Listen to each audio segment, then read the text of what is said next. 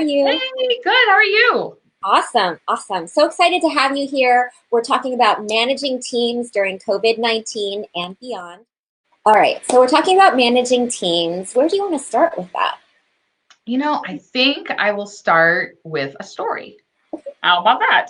Sounds great. So, one of my clients was sharing a story of her daughter with me Mhm. and how frustrated her daughter is because her daughter needs to bounce ideas off of people to feel comfortable moving forward. So, it isn't that she is looking for input necessarily from people, it's just she just needs to verbalize them. Right. And now that she's not now that she's working from home and she doesn't have that interaction around her, she's getting super frustrated because she's feeling stuck and is actually losing confidence. Where before she was very confident in her idea, she just wanted to share it. And now, because she has no one to verbalize it to, she's not taking action as easily.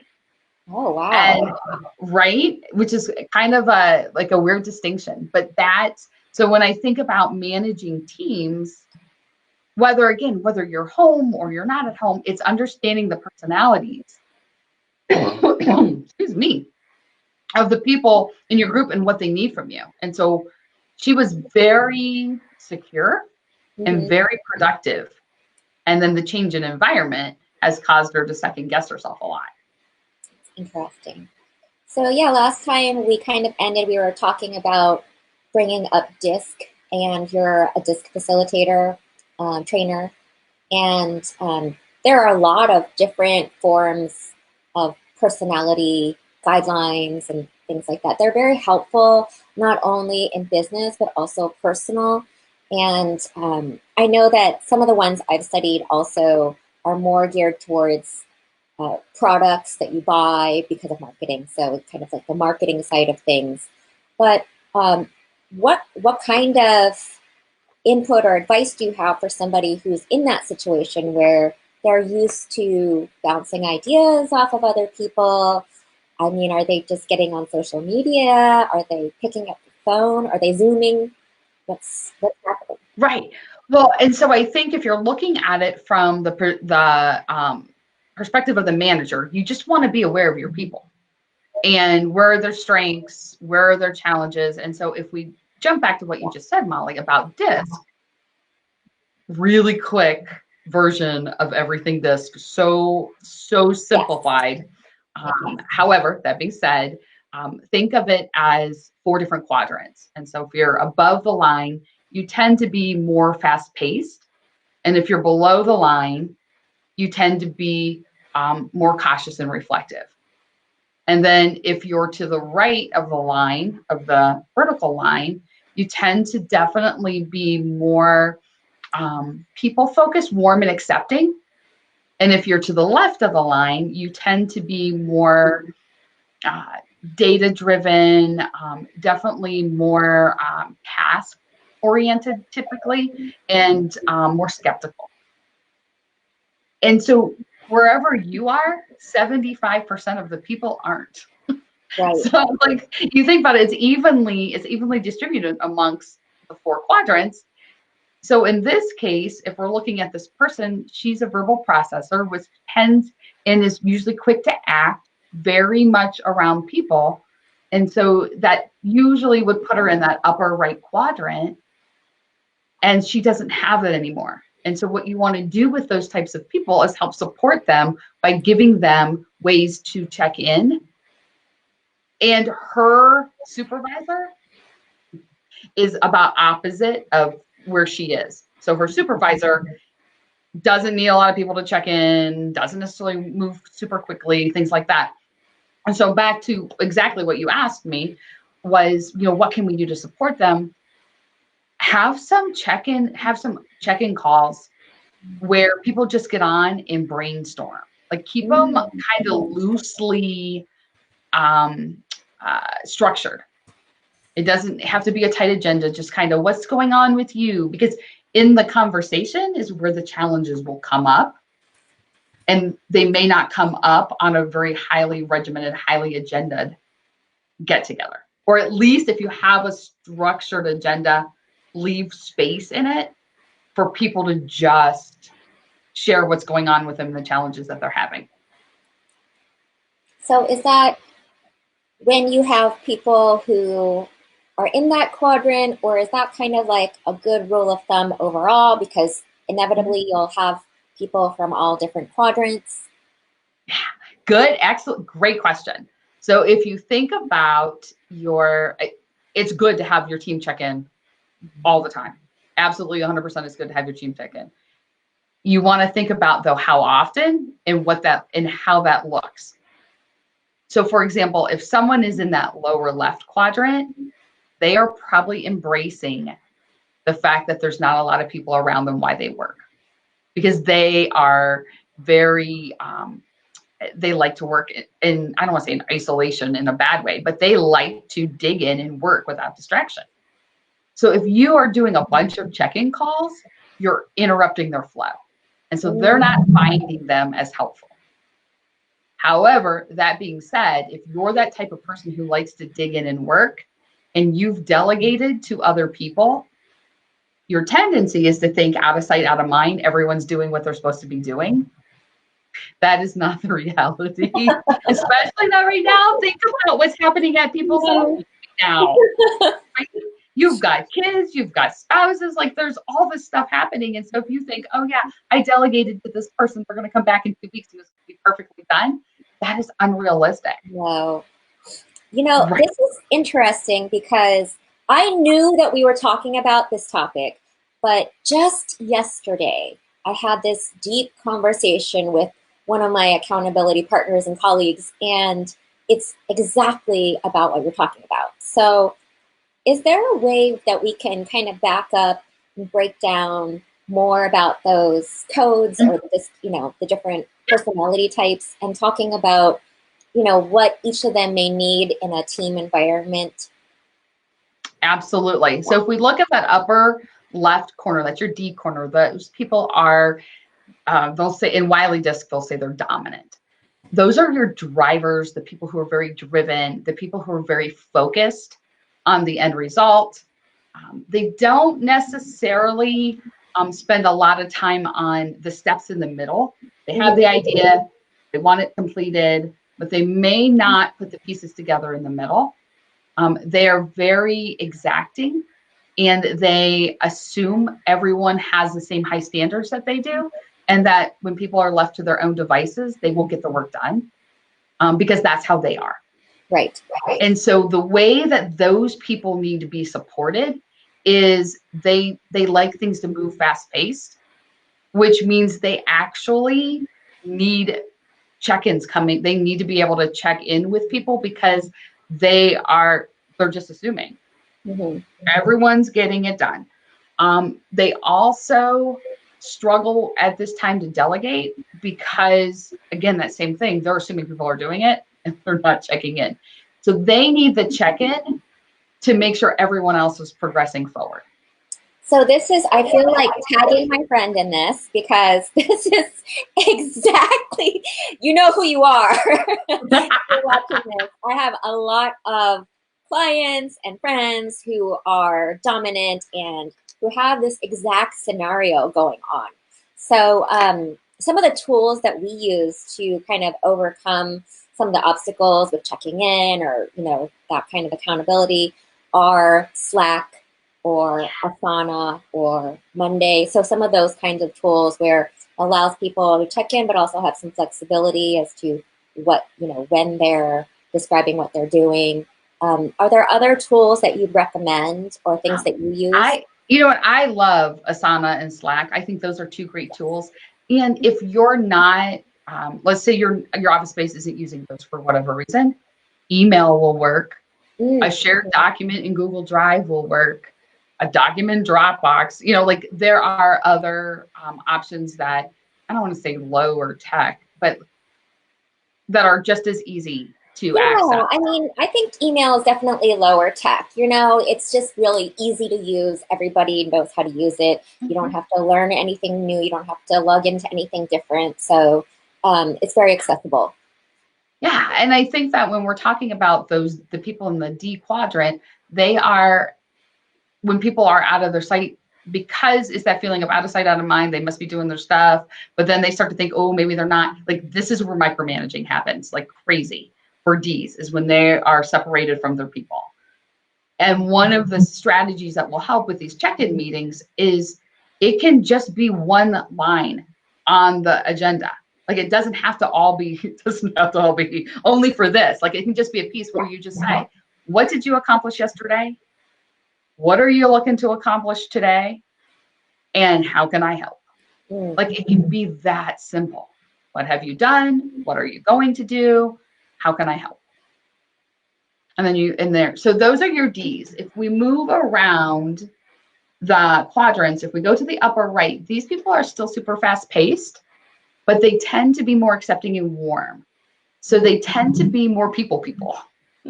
And so they are, a lot of times they're influencers, and they're the type of people who have 50 ideas before breakfast. They can get people rallied around them. They are the ones who, when morale is low, they can get people going. And this can be hard for them right now because they thrive off of people. Check-in calls a good reason for check-in calls for them. One is to make sure that they're still focused on the priorities, because they, again, 50 ideas before breakfast. Like, I wish I had that.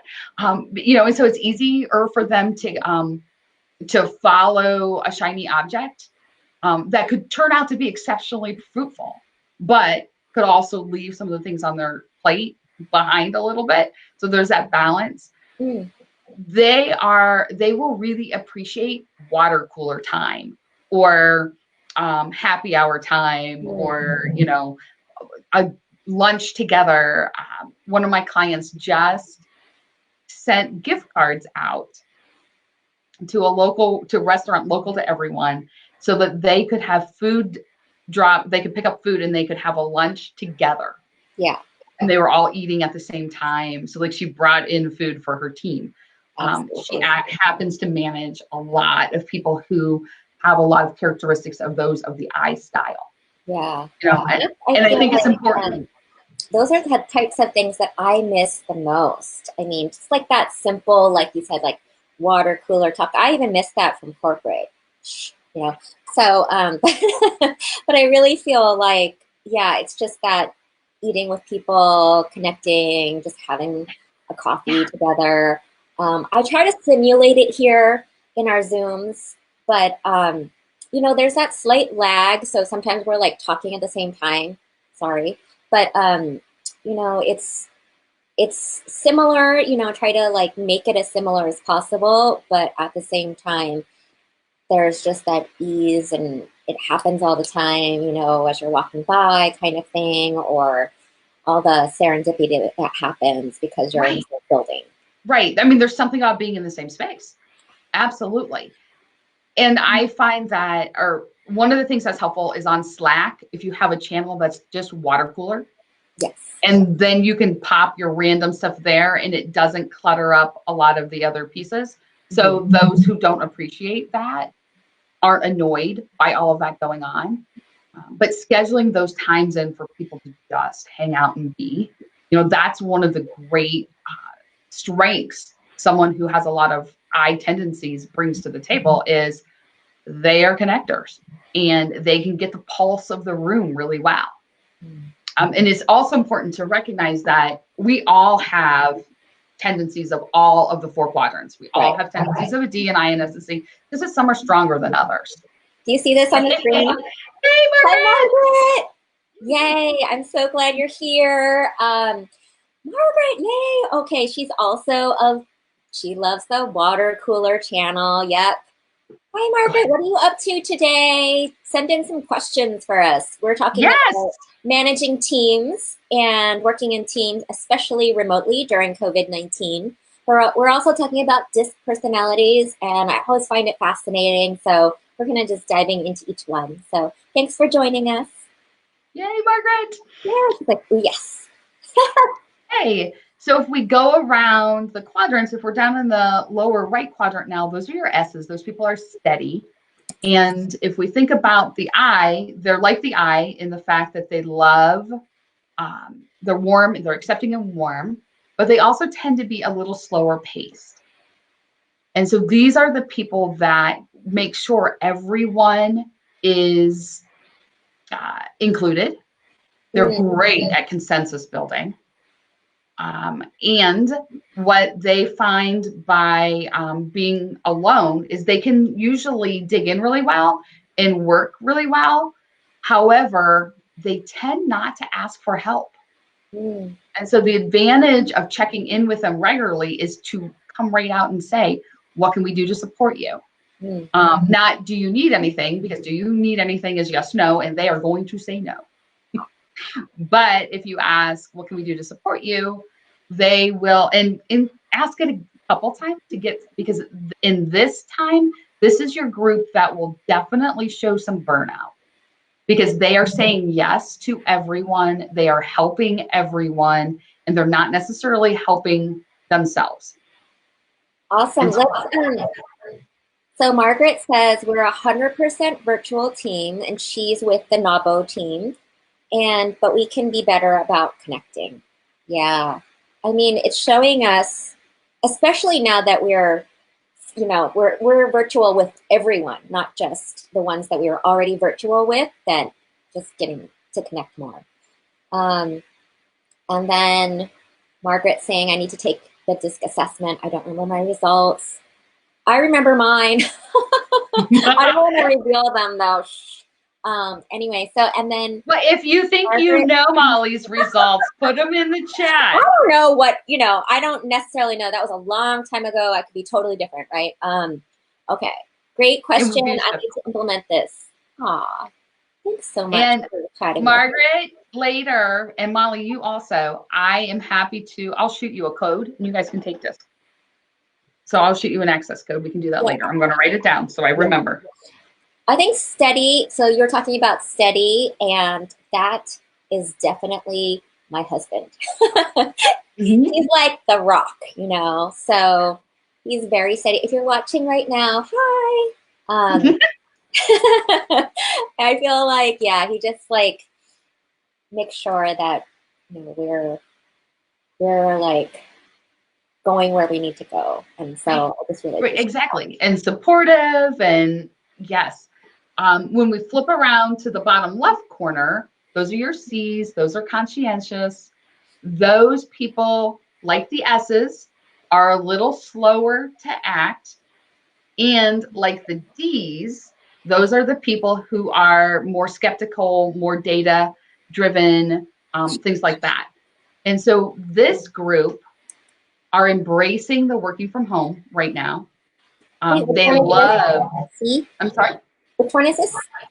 C, so conscientious. Sorry. No, that's okay. So this group is loving the working from home piece because they can work uninterrupted. They can dig in and, and work on details to their heart's content. So one of the challenges then for them is that they don't have those D's and I's hanging around to move them a little quicker so they can get caught in the details. They can start to grab some of those perfectionist tendencies.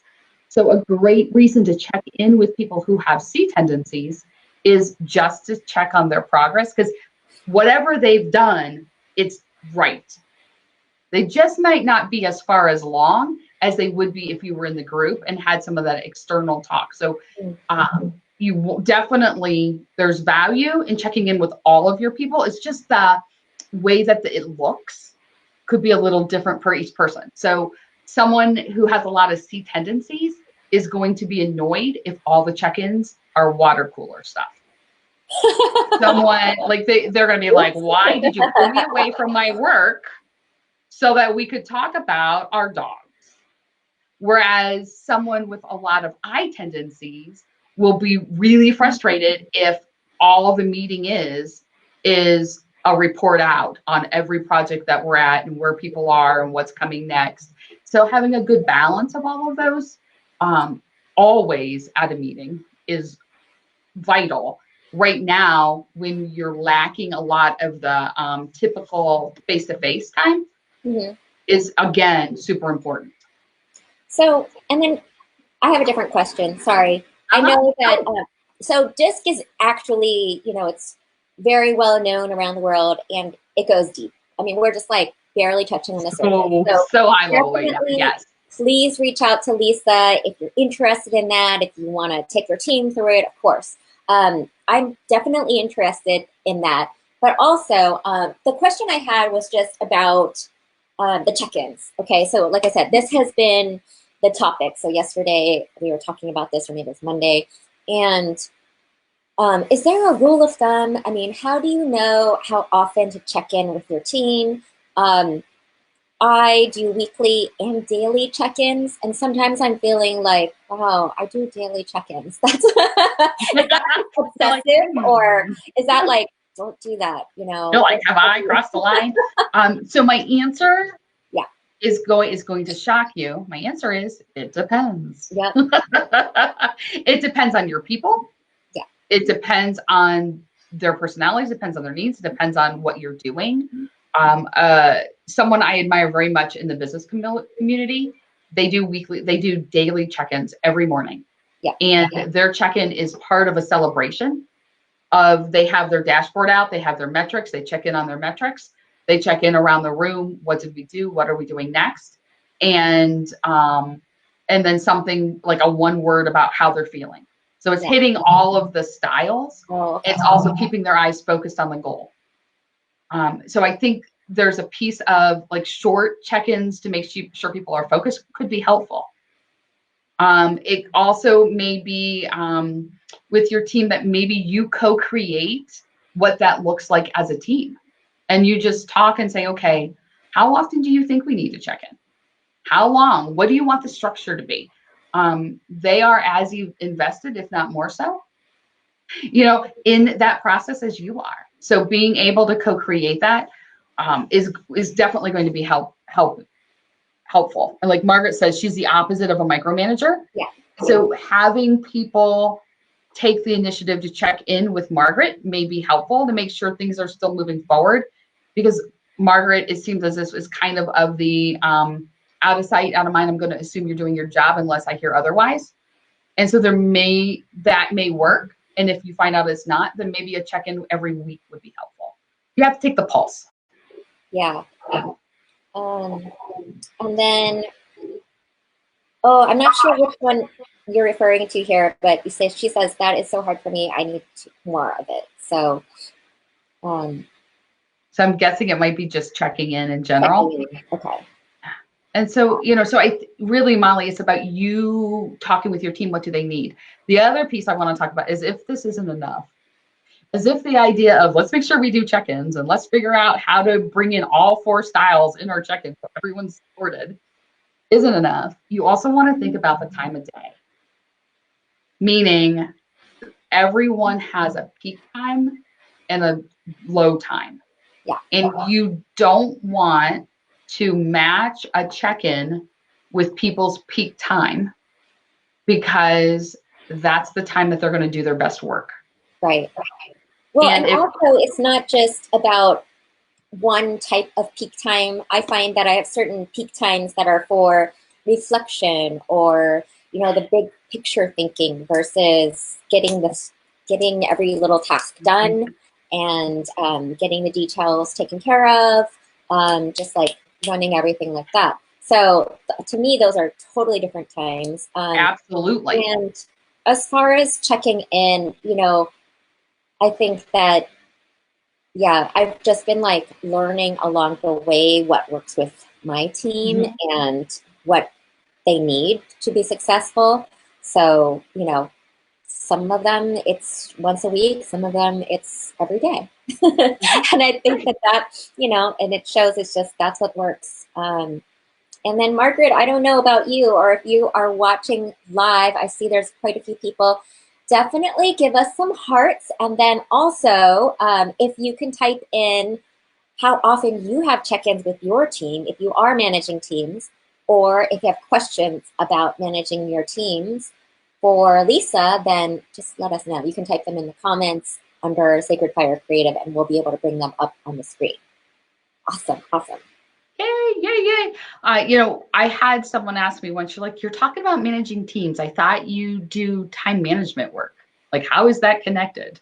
So I want to draw the bridge for all of you watching now so you can see, like, why would we want to worry about how well we manage teams? And it is all about saving time and being more effective and more efficient, because when your team works well together, everything gets done so much easier and so much faster. When they're feeling unsupported, like the story we talked about at the very beginning, she's struggling because she doesn't have anyone to bounce ideas off of, even though she has the right ideas and she can totally implement them. Her confidence is taking a hit, which means it's taking longer. And so I always think about when you're working with people, when they are in an environment where they feel 100% supported, they are just going to work better with each other and independently, which just makes it easier all the way around. Nice. And thanks, Margaret. She says she chimes in weekly with her team. So she's got the check-ins, and absolutely, we're self-motivated, and that's partially why you, Margaret, Lisa, and I are here. So we're self-motivated, but we know that our people sometimes need the leadership, need some accountability. Right. Need that checking in. So yeah, definitely. I see the correlation too. So I just put here the managing teams, time management. Obviously, like, they are connected also because you're much more conscious of what you're doing with your time and what you're doing with your teams during their time. Right. Or the time that you have together. So awesome. Right. What other tips, what are your top, you mentioned some stories and, DISC and making sure that you're taking into account personalities. What are your other, top tips when it comes to managing teams, especially during COVID-19? Mm-hmm. So I think one is the check-in piece that we've definitely been talking about, like figuring out when's the right time to check in, or what do you want your check-ins to look like? When's the right time to check in? The other thing is to figure out what's realistic. The work that they were able to produce in February is going to be different than the work that they were able to produce now. Even if they have always worked from home, even if they don't have any distractions, let's say their physical environment has not changed, mentally, there's a lot of uncertainty, and that affects us all. Yes. Whether your business is busier than it's ever been, or not very busy at all, or somewhere in the middle, there is still that uncertainty of what's happening around us. Mm-hmm. And so I think it's very important to have conversations with direct communication. Always, if my answer isn't it depends, the answer is direct communication when it talks about working teams. Like, it's one of those two things. And it's having that conversation. You don't know. Maybe their mother's, uncle's, sister's friend is ill, and that happens to really affect them in some way, even though you would never, ever know that it's a thing. Maybe they're worried because their husband is still, this is my case here. My husband is considered an essential worker. He's going to work every day. Kind of freaks me out a little. And so, like, I know that affects my productivity and what I'm able to handle effectively. And so having that conversation with people, what's realistic? Right. In an 8-hour day, we're happy when we get 3 hours of really high productive activity in general, because you can't just sustain your focus for a long period of time over 3 hours. It just, there's a reason why you do mindless, easy tasks part-time in the day. It's because your brain has said, I've had enough. And so maybe all you can hope is to get 3 solid hours out of your people for right now. But having those conversations is super important. So, and Margaret brings up a good point. She says they're just really worried about the world. And, in a way, this is something that I've heard, that we are all going through this global trauma. Okay, so we're going through a global trauma, and the way that people handle trauma is different, individual by individual, and day by day, and minute by minute. So where they are in that stage of trauma, or how they're being affected, or what's on in their life is definitely something to look at. We're not necessarily like qualified counselors or anything. And so there's no point where, we're taking that on. So I just want to be clear about that. That's something that I've seen that is, kind of pushing some people into burnout. So I don't want to see that. I want to be sure that you're providing the resources for your employees to get help, or you are allowing them to have the space to deal with the trauma in this way that that they're dealing with it, right? So being compassionate and empathetic and realizing, okay, this isn't the most effective time in their lives, and with good reason, right? So. Right. And knowing like these are people.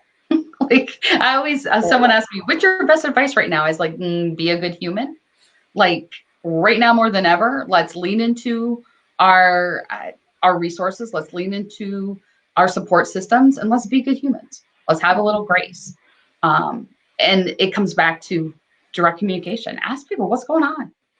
And a lot of times that's best done face to face than by Slack or by text message, or, have that honest human conversation, regardless what of the 4 quadrants you're in. Like, have a conversation with a human and see where they're at. So I think those are like, when I look at, what are the things right now, it's checking in with your people, both just in general to keep things moving and support them through their work style, but it's also checking in with them as humans.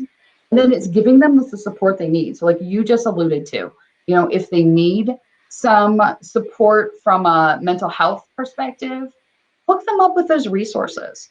Mm-hmm. If they need support from a professional organizer because they're trying to figure out how to set their office up, hook them up with that resource. Like there's so many resources out there, even if they're not, there's 1,000 free resources out there too. So you don't always have to look for, a paid resource. The other piece is people struggle right now with distractions. Like we've already alluded to the distractions in your head. You're worried about the world. There's a lot going on, but help them create structure so that they can work uninterrupted for a period of time. One of my clients has a red and green thing on her door.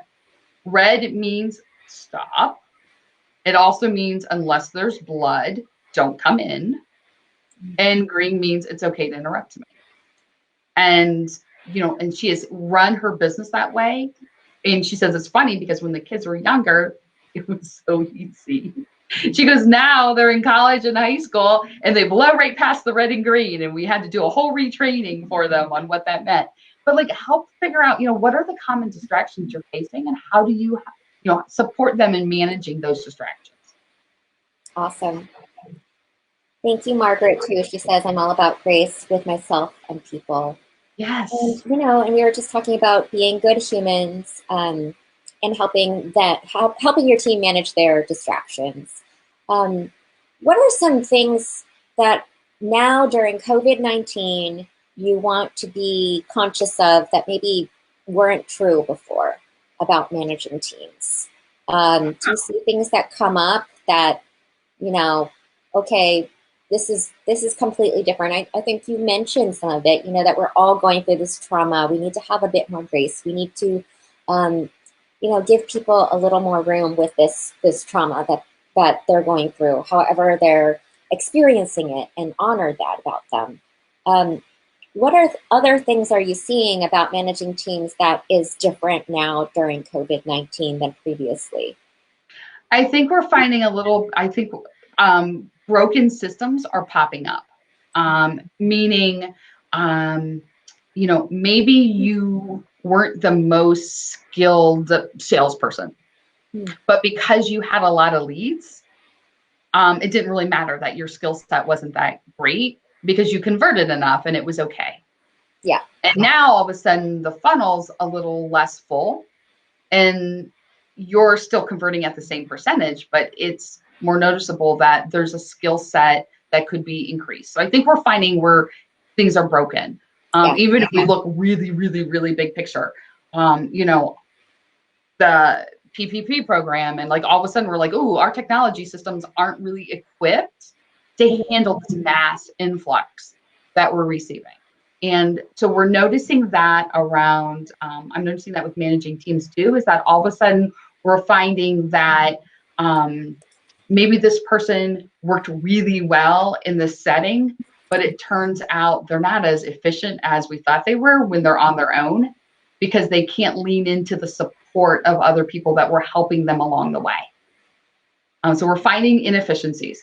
On the flip to that, we're finding people who are more creative thinkers, more independent thinkers, because they were once in this box of this is how it is, this is how we are going to do it. And now that box has been blown wide open. And they're coming up with really interesting and different solutions. So I think, what we're finding specifically now is what we knew 2 months ago to be true isn't true. Yeah. It's just what we thought had to be. Right. And now we're in a place where, things are a little different. So, and I like this. Margaret says, we're using this time to update systems. And I find that true about a lot of my clients right now. And I feel like, the phone is ringing off the hook because, like you said, they're seeing the broken system. So they're seeing their funnels kind of dry up, or kind of the writing on the wall. Like, okay, we used to have this clear funnel a certain way, and now that's no longer happening. And now we need you because, you got to make this miracle happen right now. So, that's definitely happening. And I can see it's partially a panic because we're realizing that everybody needs to pivot. Everybody does.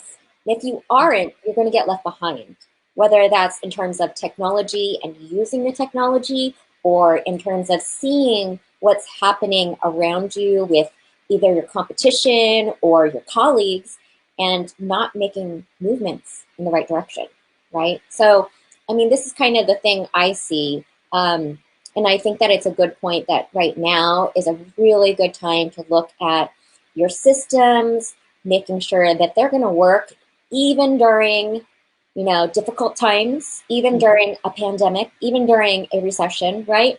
And that you can still manage the teams, make sure that you are showing them your leadership and that it's an opportunity, right? I love that. Thank you. Yeah, absolutely. I think I just got an email maybe last week from Sharon DeLay from Go HR, and she listed like all these opportunities for training that were free or low cost. Yes. Like if you're behind on sexual harassment training, now's a great time to get that in. If you've always wanted your workforce to be able to do whatever, now could be the perfect time to get that in if you're in that space where things are a little slower.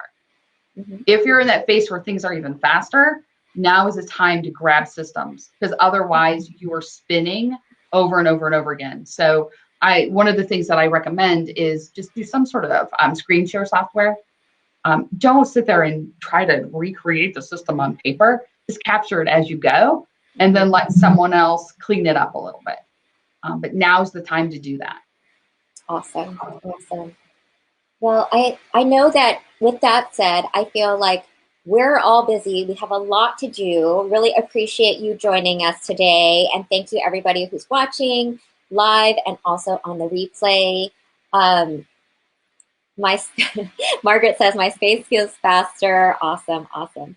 And so, Lisa, are there any other things you want to just add before we wrap up today? I think we covered the idea all the way around the DISC circle and how to manage teams. I think we did a good job, Molly. Awesome. And I know that we just kind of touched on the DISC, and if you didn't catch the beginning part of it, go ahead and feel free to watch the beginning of this interview. And we're going to be back again next week because we never run out of topics, and I never run out of questions. It's just part of the deal. You have the best questions. So thanks so much for joining us. Thank you, Lisa. We're going to stay here and chat so we can figure out the time for next week. But thank you all for joining us. Bye.